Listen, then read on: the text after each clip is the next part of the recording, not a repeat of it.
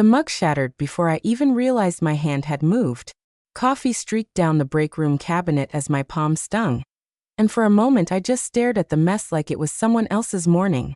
18 years. That's how long I'd walked through those glass doors every weekday. No fanfare, no drama. Just the rhythm of systems and people, problems and logistics. I was the one who made sure product launches didn't implode, that warehouse schedules didn't clash, that procurement didn't bottleneck the whole damn pipeline. I wasn't a name on the homepage. I wasn't the loudest in the all-hands meetings. But I was there when Raveland Systems was 5 people and a dream, working off folding tables in a leased basement with mice we jokingly named QA interns.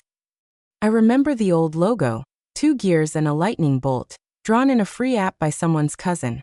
I still have the first product spec framed in my home office, with coffee stains from the night we stayed up mapping out the logistics timeline in a Waffle House at 2 a.m.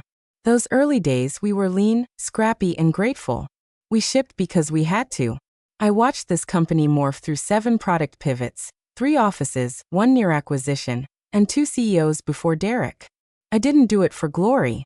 I did it because I believed in the bones of what we built. And yes, for those early, tiny equity grants, 47,000 shares tucked away like a promise no one thought would matter. We used to laugh about them, back when options were currency for ramen-fueled dreams. I never sold. Never traded. I kept every single one through the splits and paperwork updates, through the 2011 restructuring that got buried in a tax memo and never made headlines. I didn't care about the money. I cared about the machine. About seeing something you built keep moving. That was always enough for me. Until they made it clear I didn't belong in the picture anymore. Before I go further, do me one small favor. If you're listening and you've ever been quietly holding it together for years while flashier people took the spotlight, hit that like button. And maybe subscribe. 97% of folks listening don't, but it really helps the team behind this get these stories out to more people. Thanks. Anyway, this wasn't how I imagined it would end. I wasn't expecting flowers, or some tearful exit interview.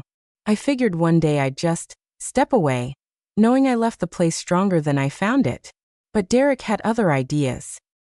He didn't want reminders of the old guard. Said legacy thinking slowed innovation.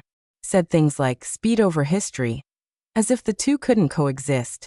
He'd arrive in his polished Tesla, trailing 3 assistants and a drone of buzzwords, poking at dashboards he didn't understand. He never asked how things actually ran. He just wanted them faster. The first time he met me, he called me Karen by mistake. I didn't correct him. I watched. And waited. It started with little things. A reorg that repositioned me 3 steps below my original rank. Weekly syncs I was suddenly uninvited to. Budget approvals delayed, then denied without reason. I didn't complain. I archived. I backed up. I printed what mattered. And when the wave came, because I felt it coming like a pressure drop before a storm, I had already pulled everything I needed from the vault, including one very specific folder labeled Equity Classifications, Revised 2011. Back then, no one cared about that update.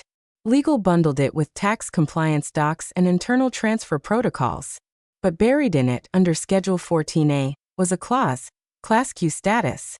Silent, dormant, powerful, only active if you held a certain quantity of pre-split shares and hadn't waived your rights during a sale or liquidation event. Which meant my shares, those junk mail scraps they liked to laugh about. They weren't worthless. They were the lock on the door Derek was trying to charge through.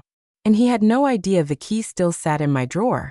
The first time Derek addressed the full company, he didn't introduce himself, he declared a mission. Legacy is friction, he said, pacing across the stage like a discount tech messiah, sleeves rolled just enough to show off a curated wristwatch. If you're not moving, you're clogging. People clapped, because of course they did. HR had passed out branded notebooks with speed over history embossed on the front, and the social media interns were already live-streaming him with captions like bold vision, clear direction. I was in the second row, out of habit more than invitation. Derek didn't look at me once, just breezed through his roadmap, flattening org charts, eliminating process drag, onboarding real-time synergy platforms.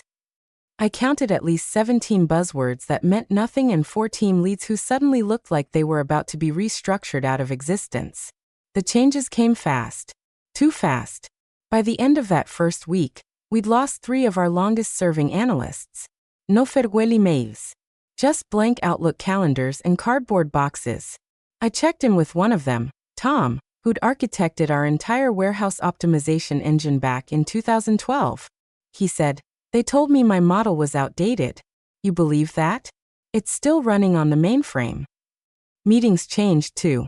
We used to have standing ops huddles, 15 minutes, punch lists, clear owners. Suddenly they were replaced by something called sync blocks, hosted on a new platform that required 3 logins and never once worked on my phone. Half the time, the screen would freeze on someone's AI-generated KPI chart while Derek barked questions about momentum metrics no one had defined. I tried to adapt. I really did. I uploaded my planning docs into their new system. I joined the pilot program for hypertag integration. But when I submitted a standard logistics flow model for product shipments, Derek dismissed it in 2 words. Too analog. Next thing I knew, I was being left off threads, then channels, then team invites altogether. When I finally asked about it, my own department head winced and said, "It's not personal. You just work a little differently." Derek wants all systems forward-facing. Forward-facing. As if knowing how the engine was built was now a liability. One morning, I found a sticky note on my monitor. Migrate your legacy ops data to QuantSync by Friday D. No greeting. No thanks. Just a command from someone who hadn't spent a single day learning what any of that legacy data actually enabled. I stayed late that night, staring at the terminal where our original routing scripts still ran. They weren't pretty, but they worked. And when vendors called in a panic, or when storms rerouted delivery lanes, it was those scripts that kept us afloat. I didn't migrate a thing. I archived it. Securely. Along with every doc Derek didn't even know existed. The bitterness crept in gradually. Not loud. Not theatrical. Just a slow hollowing out of the culture we'd built. At a Thursday lunch meeting, one of the interns, some Harvard summer placement, asked Derek if he was worried about shareholding complications during the merger. I froze just for a beat. Derek scoffed. "What, Class Q? That fossil clause? No one from that era's still around." People laughed. Even legal chuckled. I didn't. Because I was still there. And so were my shares. There were 6 of them in the room. Derek at the head of the glass table, flanked by 2 of his favorites, Sasha from strategy and Ethan from people ops, which was just HR with rebranded arrogance. The CFO sat across from them, trying to look neutral, and legal was dialing in over video with a dead-eyed assistant clicking through slides no one had asked for. They called it a restructuring alignment. But I knew a firing when I saw one. No one offered me a seat. I took one anyway. Derek didn't waste time.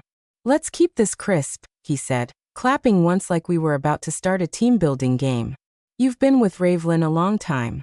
Longer than some of our databases." Chuckles all around. He smiled like someone who thought cruelty counted as candor. "But we're pivoting fast. And frankly, we need to clear room for newer frameworks. People with, no offense, more adaptive muscle." I said nothing. Just folded my hands in my lap and waited for the real blow to land. He gestured to a packet sitting on the table, already angled toward me. "We've prepared a generous severance considering tenure. And to make things smooth, there's a standard release form. You waive claims, we fast-track the exit, and you walk with a thank you bonus." I didn't touch the folder. Derek grinned wider. "And before you bring it up," he added, raising his eyebrows, "we even included a clause to address your holdings." Another chuckle from Ethan. 47,000 shares, Derek said, looking to the room like he was performing stand-up. "Probably worth less than your Wi-Fi bill. Junk mail from a company that doesn't even exist anymore, structurally." I watched as Sasha scribbled something in her notebook, probably the same phrase, to repurpose for someone else's dismissal next week. The CFO avoided eye contact. Smart man. He knew this wasn't routine. He knew this wasn't just about ego management or staff cleanup. He knew what could be buried in what Derek had just tried to turn into a punchline.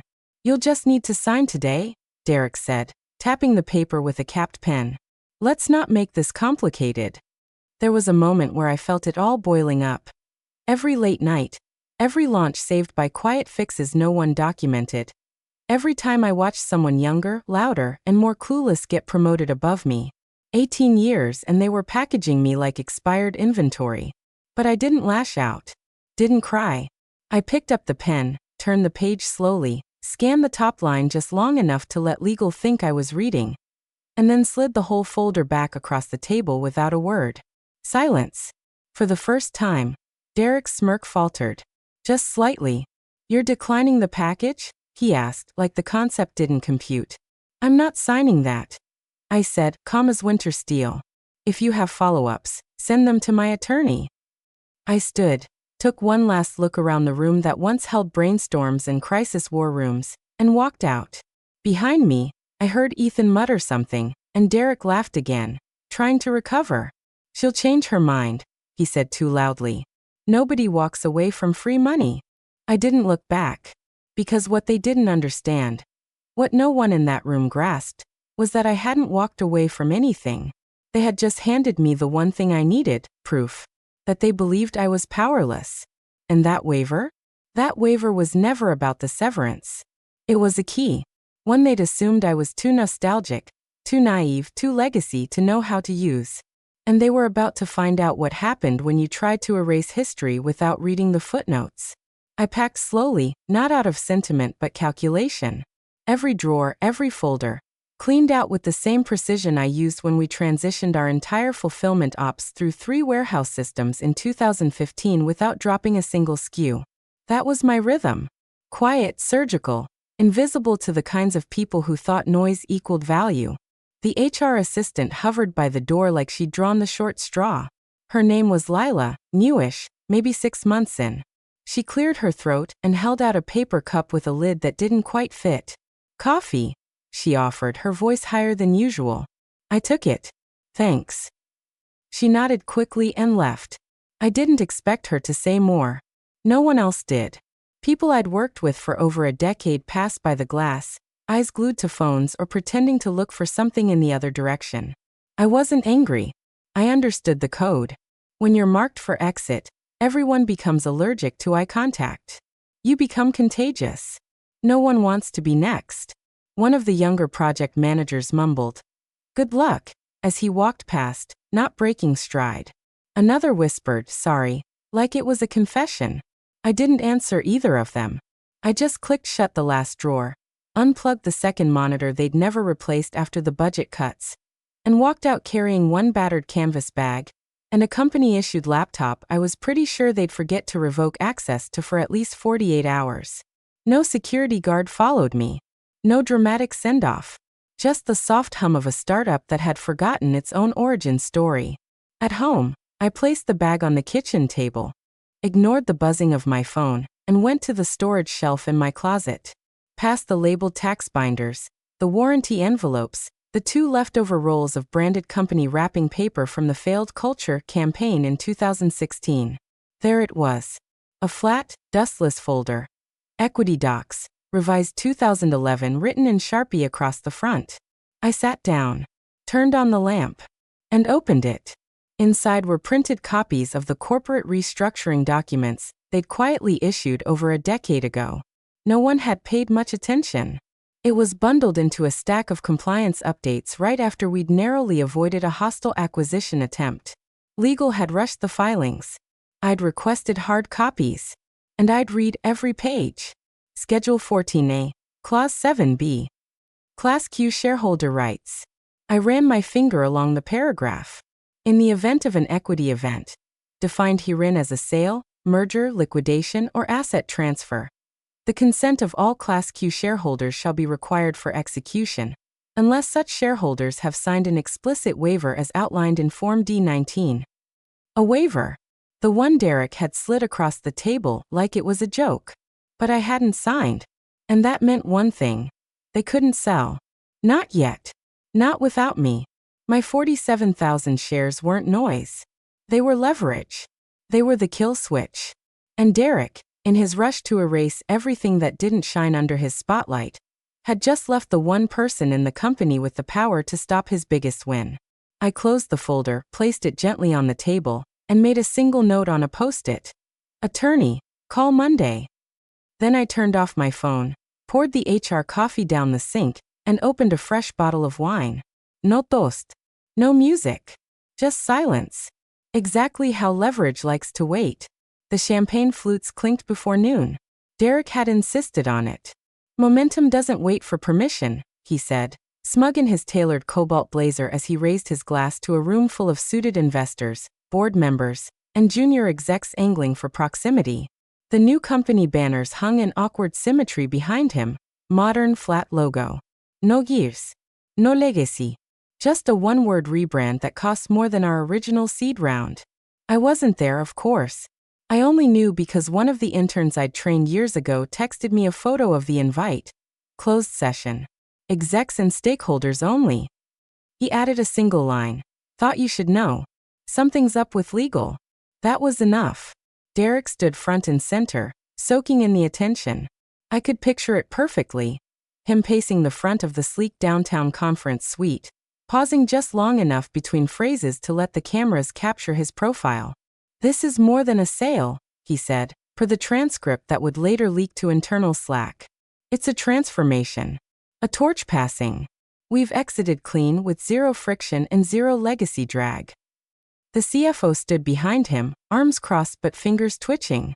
His name was Carl, and he wasn't stupid, just tired of fighting Derek on things he knew would blow up later. Today, though, he was expected to smile, to hand over the spreadsheets, to act like every signature had been handled. And for a while it worked. The buyer's lead counsel, Dale something, slick hair, polished accent, nodded through most of the presentation. He leaned over to legal at one point and quietly asked for the completed waiver set. Just a formality. One file. They wanted to verify it all before final transfer. No problem, they were told. Everything's buttoned up. Except it wasn't. Because when legal handed over the master waiver file, Carl's face changed. Just for a second. Enough. He flipped through the stack, tabbed pages by hand, alphabetical order. A pause. Then again slower. His eyes stopped. Brows drew in. Derek noticed the hesitation. Something wrong. Carl didn't answer right away. He just held up the file, flipped to a blank spot and said, "Is this all of them?" Legal leaned in, checked the list. Whispered something. Carl's voice came out flat. She didn't sign. Derek blinked. Who? Carl turned the paper toward him. One name. My name. Derek waved it off. She's irrelevant. We terminated her yesterday. She's gone. Carl didn't look convinced. Neither did Dale. The buyer's legal team was now whispering rapidly, checking their own due diligence folders. She's class Q, Carl muttered. Still on the cap table. Pre-split. Derek laughed, forced. That clause is ancient. No one enforces that stuff anymore. It's ceremonial. Dale looked up. Actually, in Schedule 14A, it's not. It's enforceable if the waiver isn't signed. It's a blocking position in asset transfer. Silence. Real silence now. Derek looked to legal. Tell them we'll fix it. But legal didn't speak. Because there wasn't a fix. Not one they could fabricate on the spot. She's still class Q, Carl repeated, almost to himself now. And we don't have her waiver. The champagne sat untouched on most tables after that. And for the first time since Derek had walked through those doors with his motto and his smirk, he looked small. Because the one person he thought he erased from the story had just circled back. Ink intact, signature line empty, and very much in control of the final page. Dale, the buyer's counsel, took off his glasses like people do in movies right before delivering bad news. Only this wasn't fiction. He glanced down at the pre-acquisition due diligence binder, flipped to the tab labeled Equity Exceptions, and laid one finger on a single line item. My name. Same spelling. Same share count. Class Q, status, active. Waiver, not received. The room shifted. It was subtle at first, just the ambient change of tension, like when the air pressure drops before a storm. The kind of quiet that makes expensive watches tick louder. Dale cleared his throat, looked at Carl and said, "This is real. It's in both the 2011 and 2014 updates. She's still listed as a qualified blocking stakeholder." Carl looked like he'd been hit in the chest. His jaw moved, but no sound came out. He shook his head once slowly. "She didn't waive," he said almost to himself. "That form, Derek, you said she signed it." "She declined." Derek snapped, standing up too quickly. "She walked." "That's functionally a consent." Dale raised an eyebrow. "Functionally? That's not how this works." "She's not even an employee anymore," Derek said, his voice rising, palms out in mock reason. "This shouldn't matter. It's a courtesy form." Dale didn't smile. "It's a control clause, Derek. Not a courtesy." Across the room, one of the junior counsel assistants quietly pushed her laptop closer to legal, showing a scanned copy of the unsigned waiver with the timestamp. "My handwriting, cleanly refusing the offer." "She's still on the Class Q roll," the assistant said. "She didn't sell. She didn't sign. The clause is live." Carl sat down hard. "Jesus Christ," he muttered. "We can't liquidate the asset without unanimous Class Q consent. She's the only one left. Everyone else either sold or converted." Derek turned bright red. Not the kind of angry red. The kind that signaled something cracking beneath his posture. He turned to legal. "Find a workaround. Reclassify. Override." Legal just shook his head slowly. "There is no workaround. We'd have to open a compliance action, refile the entire deal structure. That resets the timer, and the buyer has a walkaway clause at 30 days. If we refile, they'll use it." Derek looked around the room like a man seeing the edges of the map fall away. "It's one person," he barked. 47,000 ancient shares. "We can't let this block $140 million. Dale didn't blink. "You did." And just like that, Derek's voice cracked. "Then get her back in here," he demanded, half shouting now. "Get her to sign. Offer more severance. Tell her she's holding the company hostage." Carl exhaled through his nose. "We fired her, Derek. Publicly. In front of half the exec floor." "I don't care. Everyone has a number. Find hers." "No," legal said quietly. "She doesn't have a number. She has a clause." The room froze again. Because that was the moment it became real. Not just an overlooked form. Not just a snag in an otherwise airtight deal. It was a kill switch, still armed, still in reach. And the only person who could turn it off had already walked out the front door without looking back. Carl leaned forward, voice quiet. "You mocked her shares. You mocked her exit. You mocked the one clause in the bylaws that gave her power. And now she's the only signature that matters." Derek sat down slowly, mouth open, but no words coming. The countdown clock on the merger wall screen blinked silently in the background. 29 days, 6 hours, 42 minutes. And for the first time in his reign, Derek had no slogan, no pivot, no save. He was stuck in a story he never bothered to read. And I was holding the final chapter. The call came in just past 11:40 p.m. I let it ring twice, staring at the name on the screen. Derek Varn. No title. Just the raw name now, stripped of its glow. Stripped of the smug gravitas he used to wear like a custom-fitted suit. I picked up on the third ring and said nothing. His voice came through sharp, tense. "We need to talk." Still I stayed quiet. "I'll make this simple," he continued. Each word clipped like he was reading off a checklist he hated. "We're prepared to improve your severance. Retroactively. Sign the release, and you'll walk away well ahead. Comfortable. Clean." A beat passed. Then I said flatly, "You sound tired." He didn't like that. I could hear his jaw tighten through the phone. "Let's skip the theatrics. You're holding up $140 million transaction over paperwork. That's not leverage, it's petty." I almost laughed. Almost. But I kept my voice even. Cold. "You laughed at legacy," I said. "Remember that? Called my shares junk mail. Had the whole room chuckling. You made a performance out of erasing history. And now you're buried in it. You're not thinking rationally." "I've had 18 years to think." I cut in. "You've had what? 18 months in your little suit with your motivational hashtags." He didn't reply. So I kept going. Legacy built the platform you're selling. Legacy managed the supply chain you called friction. Legacy documented every clause you failed to read. His voice dropped an octave. You're going to kill the deal. And the fallout won't stop with me. It'll ripple. People you worked with, good people, will lose everything if this collapses. I could hear the desperation creeping in now, wrapped in a guilt trip he thought I might buy. But I wasn't new here. I'd seen this tactic before. Dress up selfish panic in borrowed empathy. It reeked. Funny, I said quietly. You weren't worried about them when you cleared desks last quarter for cost optimization. Or when you cut the overnight teams to make your Q2 look better for the board. This isn't new, Derek. You just finally noticed the people you walked over had teeth. He tried one more push. Name your number. I almost admired the persistence. But instead, I said, you can send your next offer to my attorney. Then I hung up. No goodvier. No drama. Just clean disconnection. I placed my phone face down on the table, reached over, and underlined a single line in the document I'd been rereading before he called.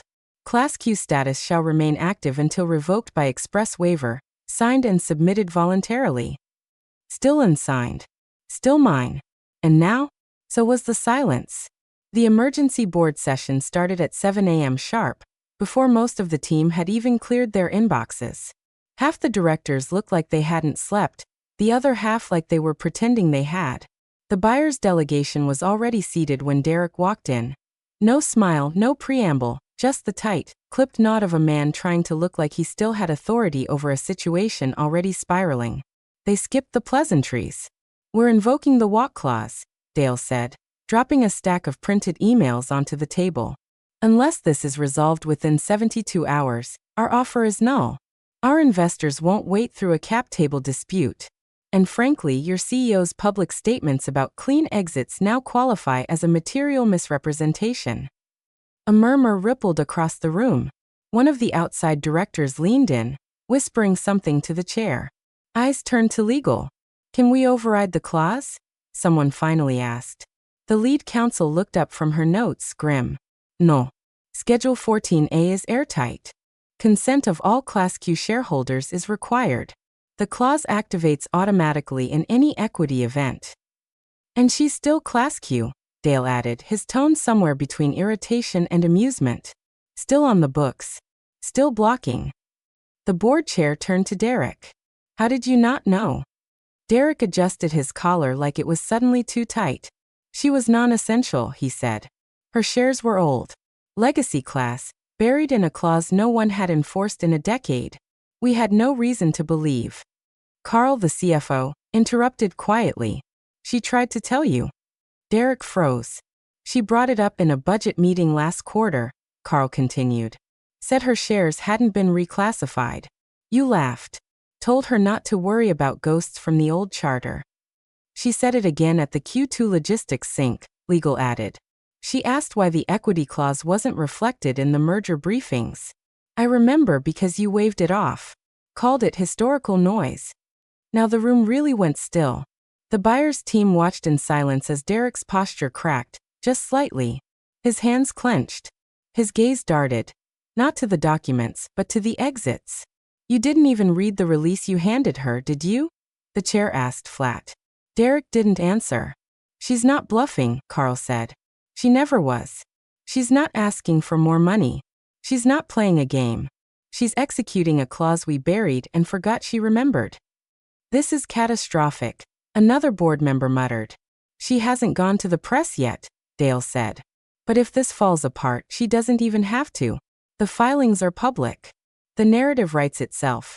The new CEO tanked a $140 million acquisition because he mocked a woman's legal shareholding on camera and didn't bother to verify her status. Derek's mouth opened, then closed. Legal leaned in. She's holding all the cards. And she knows it. So what do we do? The chair asked. The answer was obvious. Carl looked at Derek, no sympathy left in his eyes.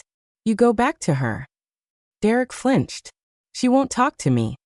Then send someone she will, Carl said. And if she won't sign, then maybe you're not the one who should be negotiating deals in this company anymore. It was the first time the word replaceable sat on Derek's side of the table, and by the look in his eyes he knew it. The room was smaller than I expected. No projector, no catered breakfast, no branding banners with catchy slogans. Just a long mahogany table and too many eyes pretending not to track my every step as I walked in. No assistant, no escort, no theatrics. Just me and the folder I'd had in my hand for 13 years, longer than Derek had been in his title. The buyer's team was already seated, notes and files perfectly aligned. Legal counsel flanked both sides of the board. Carl sat near the end, posture rigid, but when I met his eyes, he gave a small, honest nod. The board chair looked up from her notes and gestured politely to the seat across from her. The only person who didn't move, who didn't even pretend to breathe, was Derek. He was slouched in the corner, half shadowed by the window blinds, stripped of his presentation voice. No opening line this time. No speed is king monologue. Just a man who finally understood how fragile confidence looks when it's untethered from real control. Set. No one spoke right away. They were waiting for me to set the tone. I opened the folder slowly, deliberately, and slid a single sheet across the table. One page. No red ink. No drama. The board chair picked it up and scanned it. Her eyebrows rose, just slightly, at the loan request. Carl leaned in, reading over her shoulder. It said, "Appoint a standing Class Q representative to the Post-Merger Compliance Board, with full access to audit trails and regulatory review panels. No cash demand. No bonus clawbacks. No parade. Just presence. A seat. Oversight. The thing I'd always cared about more than credit." "You don't want equity restructuring?" the buyer's counsel asked quietly. "No." "Severance adjustment?" "No." "Then why this?" I looked around the table, then straight at Derek. "Because I spent 18 years building the systems you're about to sell. I saw them through downtime failures, vendor blackouts, and 5 product pivots. And I did it without ever asking for spotlight." Silence. "I don't need applause. I need assurance that the people taking this company forward will remember how it was held together when no one else was looking." The chair nodded once, respectful. "The board accepts the condition." "Good." I gathered my folder, stood, and turned to Derek. He hadn't said a word the whole meeting. Just sat there watching the slow unraveling of a kingdom he thought he owned. I paused. "For the record," I said, keeping my voice even, measured, calm. "Next time you dismiss someone, read the signature line before the logo." Then I walked out. No fanfare. No victory lap. Just the quiet, final sound of a door clicking shut behind a woman they never thought would be the reason the ink dried. Or didn't.